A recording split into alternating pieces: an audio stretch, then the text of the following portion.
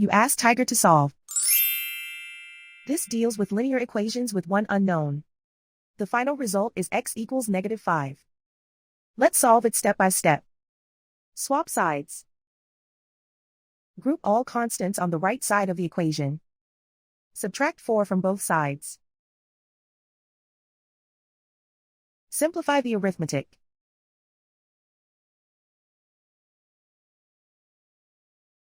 Isolate the x. Divide both sides by 2. Simplify the fraction. Find the greatest common factor of the numerator and denominator. Factor out and cancel the greatest common factor.